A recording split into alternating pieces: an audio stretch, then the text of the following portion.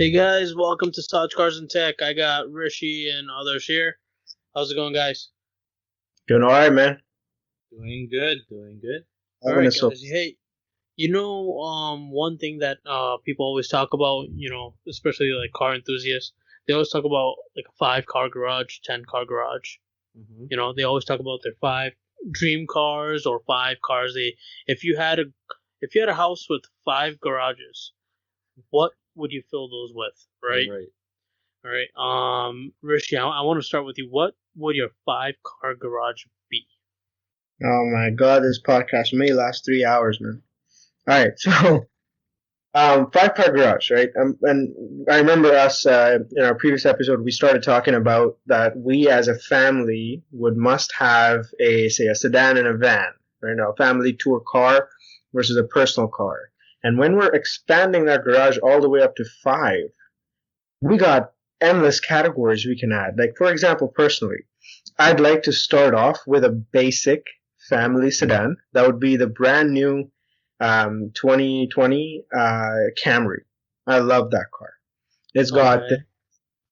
the power, the space, and the name.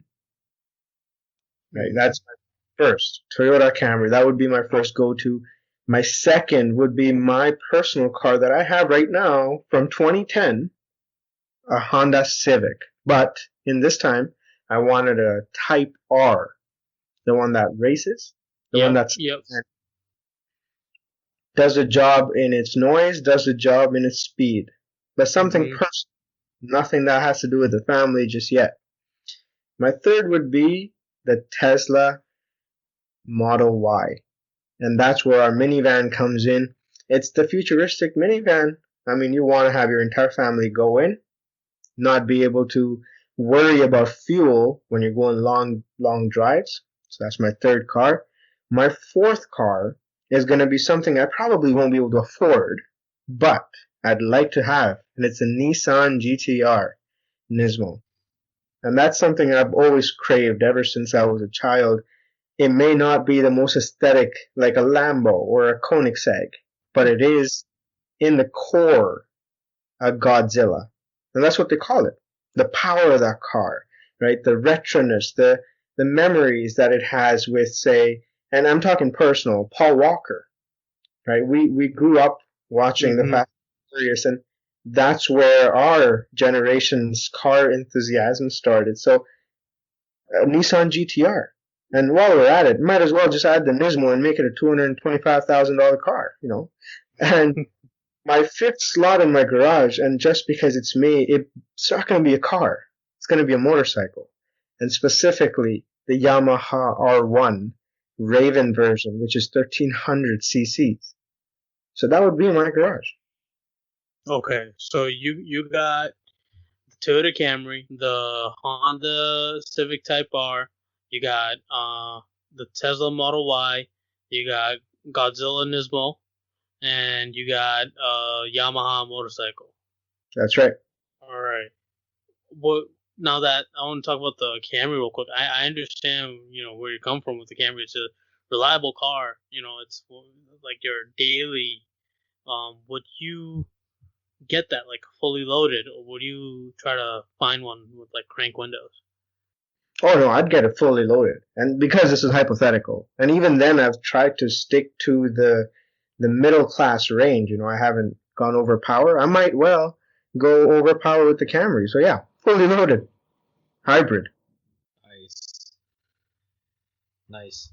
Well, at least I'm glad your thought process is way better than mine because mine well, I mean when we get to it you'll see what my thought process was, but at least I think you had a pretty good thought process. You got the daily, you got the little fun vehicle that the thing about the Civic Type R is that you the thing here's the thing, right? When you have a car with only 200 300 maybe 400 horsepower, you really enjoy it more than something that you would have like even 1,000 horsepower. And the reason why is because if you use it on like a track, you're able to use every single horsepower, right? Right. And Honda Civic Type R is one of those type of cars. right? So I really like your list there. And then you have the Tesla Model Y, which I know we talked in the last podcast exactly why you guys like it, and yeah, I see where you're coming from. I like that one too. And what was the? Oh yeah, the GTR Nismo. Can't go wrong with that. I mean, the for that type of car, the technology that's in there, the handmade engine and everything, it's just it's up there. It's a Well, I'm different, you know. tired of eating the arrows and the Smarties. You sometimes gotta have a Lindor, eh? Yeah, that's true. That's true. What do you think of his car? Well, his four cars and his one motorcycle. I can't comment on your motorcycle mainly because I don't know much about them. All I can say is not nice. You got two wheels, you got handlebars, you got an engine. Does it come with one seat or two seats? It's Two a two. seats. Oh, okay, two seater. Okay, all right. So it's not a family vehicle. But at least I mean motorcycles are way faster than I would like you to race the GTR Nismo with that motorcycle and see which one's faster. Probably the motorcycle. Seen them happen, and it's the GTR that wins. So I like the G. Really? Okay. All right. Never mind. I just definitely came out with the wrong thought process there. What do you think of his Camry and Civic and Model Y? Knowing Rishi since we were kids, I understand where he's coming up with all of this. He's looking at every aspect of his personalities. He has different personalities that he's trying to achieve. One when he's by himself, one is with his wife, one is when he's with his family, and one is when he doesn't he doesn't really care. He just wants to go, and he just wants to maybe put on some good music and just close his eyes and well no not close his eyes, you should have closed your eyes and drive, but just some good bumping music and just drive through the sunset. So I see all of his topics, and knowing that GTR, I understand why he's been always about that. He's been always telling us, hey, look at this car, look at that car, all these variations. So I like all of your picks. I understand it, and that's all I got to say. Like, it makes sense. So Rishi, out of the out of the four cars and one motorcycle that you picked, if I told you, hey, you could only pick one for the rest of your life, and like literally for the rest of your life, and I'm not saying you have to pick the Camry because it's going to last forever. I'm just saying if you had to pick one to live with all the time, which one would that be? Hold on, yeah. I'd like to add to this. Is this where he's able to afford any of this, or is yes? Okay, so no limit. No limit. This is all you. You have everything in your arms. You're just gonna go buy it. Which one is it? Out of these five, and to be honest, I can't help but to consider the family aspect of it. It'll be the Y. So, I got a house to live. I don't like living in the snow outside, and I live in northern Ontario, man. I gotta keep my wife happy. I see what you're doing there, keeping everyone happy. That's good. Well said. Well said. Now, would you paying for gas on the rank on the five vehicles you have there? What is the rank for the motorcycle? Does the motorcycle outrank any of the cars? It's at number one. Motorcycle is my king. It's I chose these five vehicles based on expressions, and in life right now, what we can express a lot of is anger, and that's what my motorcycle represents. I'd rather not take it out on anyone. I'd rather take it out on my engine. So, motorcycle. Nice. No, I appreciate that. That actually makes sense, and your thought process, your feeling towards the list actually really expresses yourself, which is nice. My list doesn't do that at all. Nor does mine. Well, others. What about your list? What are your five cars? Okay, so going down my list, let's start with the BMW M8 Grand Coupe. I don't know if you guys seen those, yep. But I've been always into the BMWs since I'd say high school, so not too long ago. But love the M series. I love the looks of that. The M8, it's got me into that because once I saw it once just scrolling through internet, and it just really set it apart from other cars. Overall, I like the way its taillights look. It sets it apart from other cars, and the overall sporty look, and especially I'd like to have that in blue. But overall, the M8, I'm just hearing things from like it's a generation of mine right now. Everyone's flexing that BMW, so I would go with that one. If I had to choose any of the BMWs, it would be that. The next one, we've been always talking about in grade 4, grade 3, in elementary. What are the two cars you would want, Lambo or Ferrari? Those are the ones that everyone's talking about, Lambo or Ferrari. So I've been looking at the Lambos, and for me, if I had to go with one, I would go with the Lambo Huracan, the Evo. Again, that thing's got like an aggressive look from the front, and again, beautifully shaped taillights from the back. They use well use of geometric shapes, and if you look at the overall body, it looks it's sharp. If I had to describe that car in one word, it would be sharp, like to the edge. Yes. Even they got the rims on this geometric shapes. I mean, I don't even know how definitely captures my eyes. So starting from the ground up, that car looks beautiful. Next, going on to something what Rishi said. It's not the GTR, but it's the R34. So it's the Nissan Skyline GTR. It's the one you've seen in Too Fast, Too Furious. The one that Paul Walker drives with that silver car, the blue decals, and the blue underglow. The one that he's racing at the beginning of the movie. That was the first time I'm like, wow, that car is beautiful. Overall, the way the sound of that turbo, the sound of, again, that car, it's more boxier than the current GTR, but I'm not much of a car guy, so majority of my car likings is between the 2000 to maybe 2013 range, because that's when I was really into it. So that's for my pick on the Skyline GTR. The last two is the Supras. Okay, so let's talk about the Supras. I've been talking about the Supras to everyone. Everyone knows. That's your wallpaper on That's my wallpaper. That's my everything. It's on my cell phone. It's everything. So breaking down the last two Supras, so I'm going to talk about the current one. It's the newest GR Supra Sport Top edition.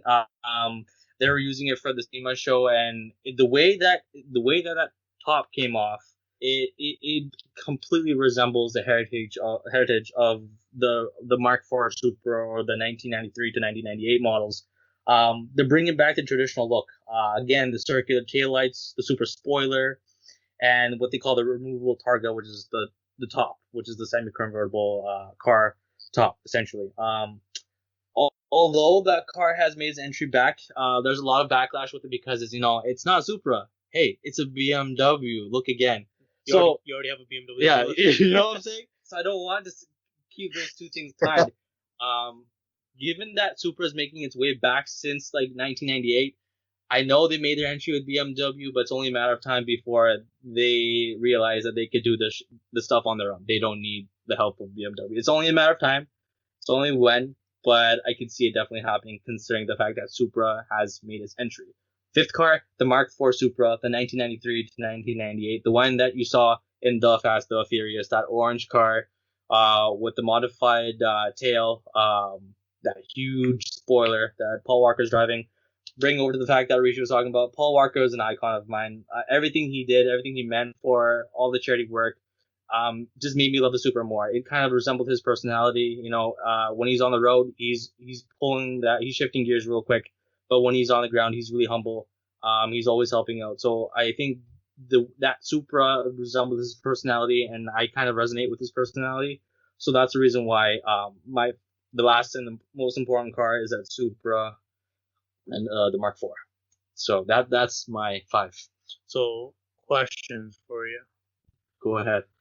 Between the two Supras, Okay. which one would you pick? Which one would I?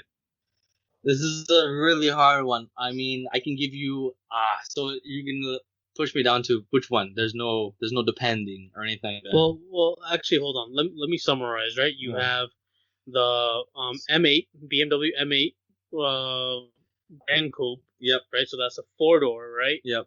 No, it's a 2-door. Two-door coupe. Okay, it's a 2-door coupe. Okay. So you have the M8 BMW M8. You have the Huracan. Yeah. Right, and then you have the R34. Yeah. And then you have two Supras. Two Supras. Which one is developed by Toyota and is a Supra, and the other one is actually a BMW, right? I'm gonna go with the original Supra, the one that where you see a Supra, people are gonna be like, "Is that a Supra?" Yeah, I'm gonna go with that one because I don't want to be associated with the hey, that's not real Supra, that's just a BMW. until Toyota actually comes up. I do like the new Supra. You know, we've seen it at the dealership, right? For sure. Yeah, and I mean, we didn't get to go inside because they closed the doors. Lock the door. Yeah, but it was you know I've actually sat in it, right? So I went with the MK, right? And we sat inside the Supra, and when I sat in it, I said, "Wait a minute, I'm in a BMW." And at that time, I knew that BMW and Toyota like teamed up and made the car, but I didn't read anything on it. So when I sat inside, I said, did they just take a Z4 and like change the panels?" Yeah. You know, that's what I thought they did. You know, I mean, it goes a little bit further than that, but you know, otherwise, still, you know, it's a car. You know, that the car is still nice. I saw it on my way to work once, and it was still eye catching. You know, it's one of those cars that is aging well, and this old Supra is also aging well. The R34 is also. I think you picked you. If I had to make a list of cars that are aging well, I think it falls under your categories here. You know, it's I like the M8. M8 is really it's up there. I think it's I wish they had the M6 still. But the M8 is one of those premium fast cars that it's you don't see many on the road. I've seen bunch of 8 series on the road, but I've only seen a couple of M8s, and they're pretty nice, still eye catching. Now if you had to pick between the M8 and the Huracan, there you go. If I had to pick, and I had no financial limitations, no limit, no criteria limit, you know, so this is something that you're gonna keep in your garage forever, that you can use anytime. All the maintenance and everything is paid for. You know, you never, you're never worried about it. You have more money than Elon Musk, and you're just gonna you pick one car between these two, just because you only have one space in the garage. I think it would be the Huracan Evo, because it's more of a, like, I think it would say, like, for me, it's like it was a childhood dream to have like a Lamborghini, not because everyone was saying it, because once I actually saw exactly what it was about, and I think it would be more of a representation thing. Like, it's more like I dreamt it, I worked hard for it, I own it, and now I can tell people I don't just have it because I won something in life. I worked hard for this, 24/7, blood, sweat, tears, everything went to this car, and yeah, I drive it with full passion. I think that would be it. Rishi, what do you think of Adarsh's list? Adarsh's list has pretty much been the same over the years, and I've known him quite. And his definition, Adarsh Patel, is Supra, especially the 96, eh? But I agree with him when he says the Lamborghini, it is a stereotype that, you know, every kid grows up wanting a Lamborghini. But when you get to know it and understand its value, that in order to afford it, you have to work your, you know, blood and sweats out. So yes, it's a statement. I couldn't agree more, Adarsh. Thank you, buddy. I think you have a solid list, and all these cars really look like they would suit you. You know, the only thing I have to ask is that R34, would you keep it stock, or would you make it into the Fast and Furious? Well, definitely not stock. I think I would make it around the realms of Fast and the Furious. Not exact, but I think it definitely needs some tuning to it, for sure. Nice. All right, so now we've talked over about my top 5. We talked about Rishi's top 5. Let's head into what you got in your list there, Sajin. Okay. All right. So my list starts off with the Lexus IS300, the first generation Lexus IS300, mainly because that was my first car that I had. I loved it. I have a really full like nostalgia with this car. Where I used to live, one of the neighbors, he had this Lexus. He rebadged it to say Altezza, so I never knew what it was until I googled it, and I found out that he rebadged it because back in Japan they sold it as the Altezza, and I had this as I once I got it, I just loved it. I bought it with high miles. I bought it for more than what it was worth, but I loved it, and then I unfortunately had to sell it. Family and I needed a car that would actually I was driving a lot more, and yeah, sure, the Lexus was gonna last me, but I just kept getting a check engine light. So I would bring that back because I really have some memories with that car that I don't have with my current car. My other car would be the Lexus LFA. So it's one of those cars that I think has aged really well. I love the noise. That V10 is phenomenal. The technology that they put in there, I like the little gauge cluster that like slides to the left or the right when you put in the sport mode, and it's just one of those vehicles where that the passion that was put in by the engineers and by Lexus and by Toyota was just like full on. They wanted to make something nice, and they spent many years on it, and then they had to redo it because they felt like it was already outdated. So they did it again. And the LFA, I just feel like it's one of the most perfect cars that are out there. It's pretty understated to me, which I think it's people make it understated. It's underestimated for what it is. My third car would be the Rolls Royce Cullinan. So, completely opposite of what Rishi was saying. He has these little categories that really suits him. The Rolls Royce Cullinan is it's one of those things where it's like, yeah, I got to a point in my life where, I'm like fast car versus luxury car. And for me, some of the luxuries, like you can enjoy the luxury of a car way more than you can for the speed of the car. You're limited by speed limits. You're not always going on tracks. So, but when you have the luxury in the car, you can literally like, hey, I'm home. I'm gonna go sit in my car and enjoy the luxury. And I think the Rolls Royce has that. The only thing with the Rolls Royce is that would I want to drive it? Probably not. I would want to be chauffeured in it. But you knowing me, others, I don't let anyone drive. No. Right? So it'll be interesting to see how you get let that work. so that chauffeur gets in the back and I'm the one driving. So then, my fourth car would be the Bentley Mulsanne. So they don't make that anymore, unfortunately. But it's you have the Rolls Royce Phantom, and everyone knows about the Rolls Royce Phantom. Everybody knows about the Rolls Royce Ghost. But I'm always about one of those. I want one of those cars that you don't see many on the road. Yeah, you don't see many Rolls Royce on the road, but it's one of those common ones. When someone sees a Bentley Mulsanne, they're like, "Hey, what is that car?"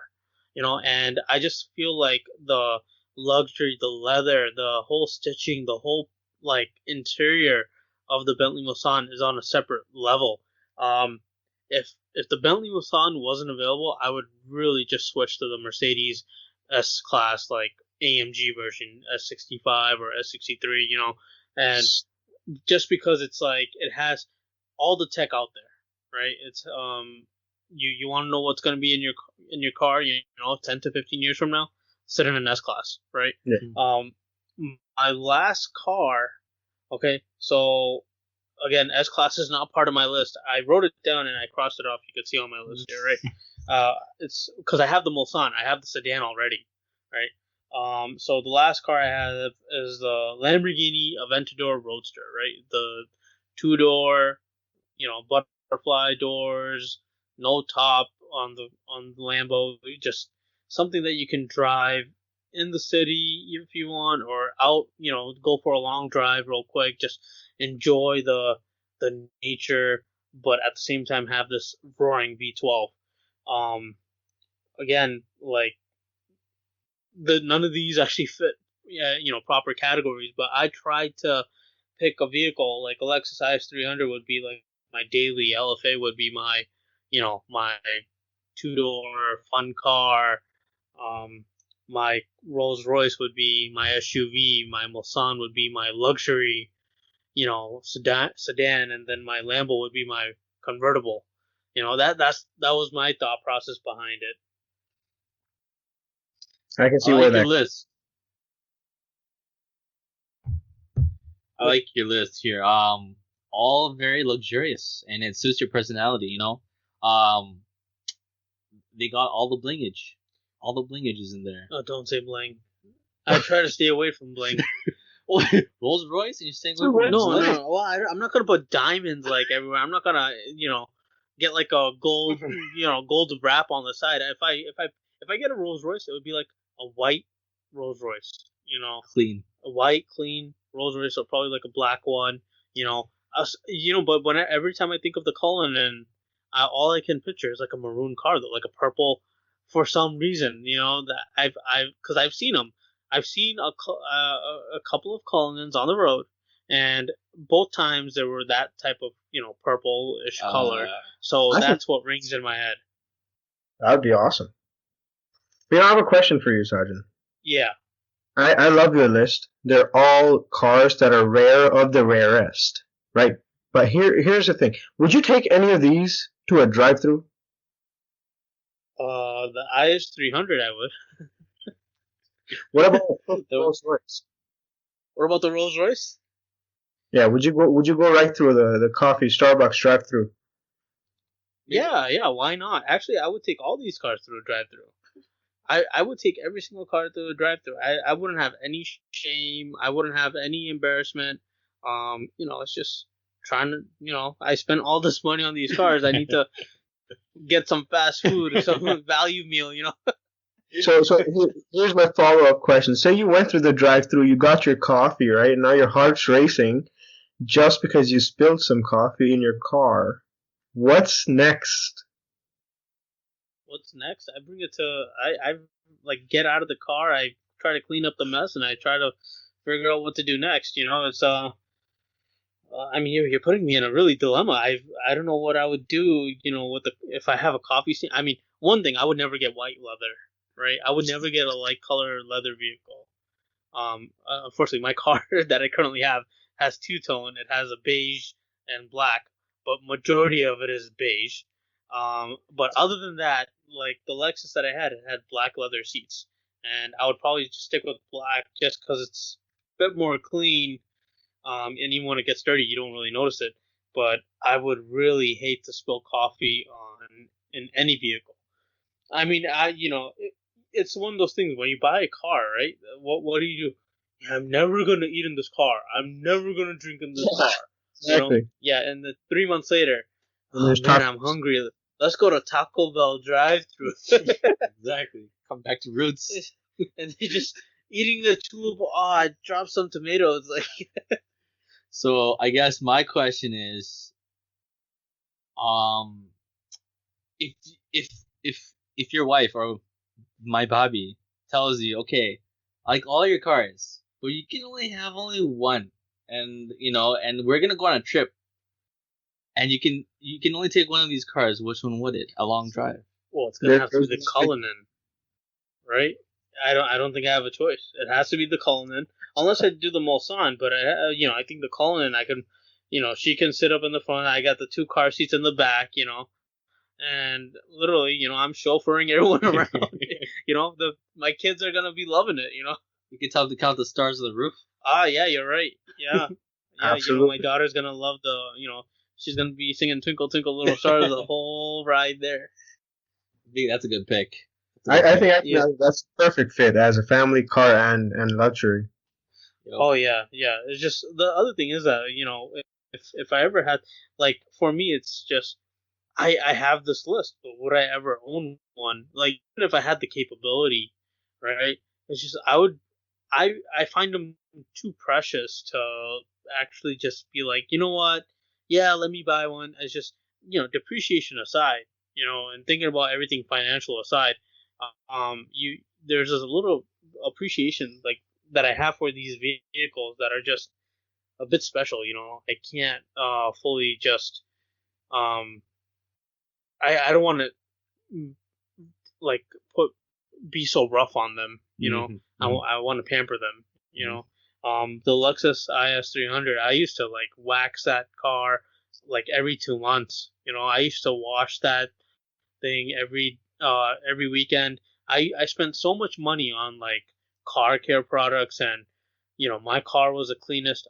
I remember I used to, if I had people in the back seat, just one person in the back seat, and if I went around the corner, that person was sliding around everywhere because my leather had so much product on it that it made it so slippery. But anyway, I'm gonna wrap this up. Rishi, thanks for sharing your list. Others, thanks for sharing your list. It was really nice, this podcast. Listeners, thank you for listening. If you wanna give us your 5-car garage, what cars would you pick if you had a house with 5 garages? No limit in money, no limit in anything. Just leave a little comment. Probably put this in our Instagram feed. Thank you, guys. Thank you, others. Thank you, It's Rishi. having me. It was wonderful today. Awesome. Thanks. Thanks.